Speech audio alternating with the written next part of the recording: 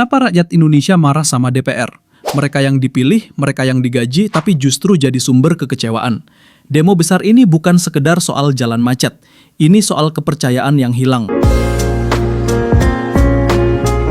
Jalan macet karena demo. Cakep. Aspal panas, bikin gerah. Cakep. DPR janji banyak di memo, rakyat nunggu janji berubah.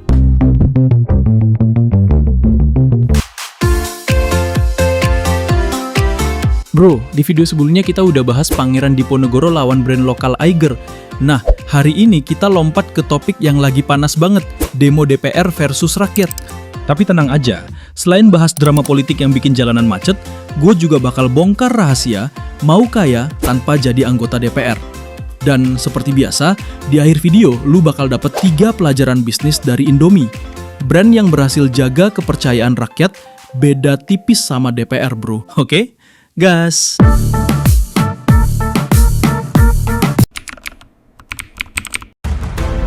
Bro, sebelum kita masuk ke pertarungan absurd rakyat versus DPR, mari kita kenalan dulu sama dua kubu ini. DPR alias Dewan Perwakilan Rakyat. Isinya orang-orang yang katanya dipilih buat wakilin suara kita di Senayan. Kerjanya bikin undang-undang, ngawasin pemerintah, sama nentuin anggaran. Rakyat, ya kita semua bro. Mulai dari tukang cilok, driver ojol, sampai emak-emak rebutan minyak goreng. Intinya, rakyat itu yang bayar pajak, tapi sering ngerasa nggak dapet return of investment. Sekarang bro, kita masuk ke latar belakang. Di atas kertas, fungsi DPR itu jelas. Bikin undang-undang, ngawasin pemerintah, dan nyalurin aspirasi rakyat.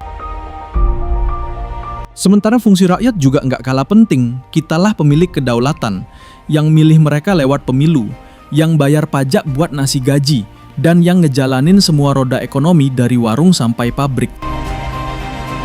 Tapi, kadang-kadang hubungan ini malah kebalik. Wakilnya lebih gaya dari bosnya.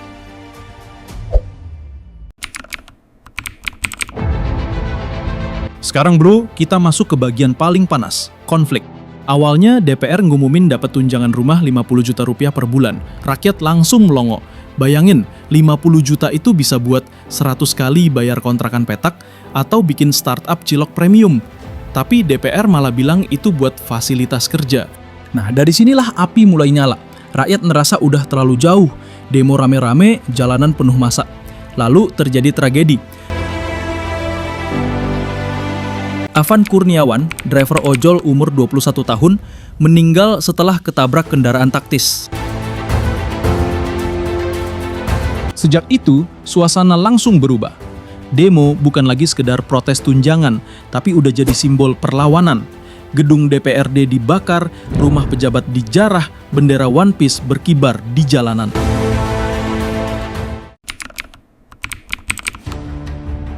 Setelah konflik makin panas, akhirnya pemerintah turun tangan. Presiden langsung ngumumin, tunjangan rumah DPR dicabut, perjalanan dinas luar negeri anggota dewan di stop, dan aparat dapat perintah tegas jaga keamanan. Kelihatannya sih solusi cepat. Tapi bro, ini kayak tambal ban darurat. Bocor emang ketutup, tapi bannya masih sobek di dalam. Karena masalahnya bukan cuma soal duit, tapi soal trust.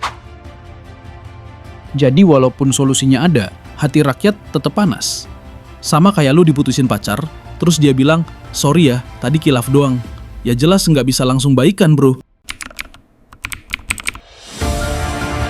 Sekarang bro, mari kita lihat dampaknya.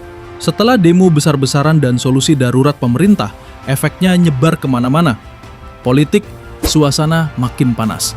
Rakyat jadi lebih kritis, mahasiswa turun ke jalan lagi. Kepercayaan ke DPR makin tipis. Ekonomi, pasar keok, IHSG jeblok, rupiah melemah, investor asing kabur, duit pada lari ke luar negeri. Sosial, korban jiwa bikin luka mendalam, rakyat merasa kehilangan, solidaritas makin kuat.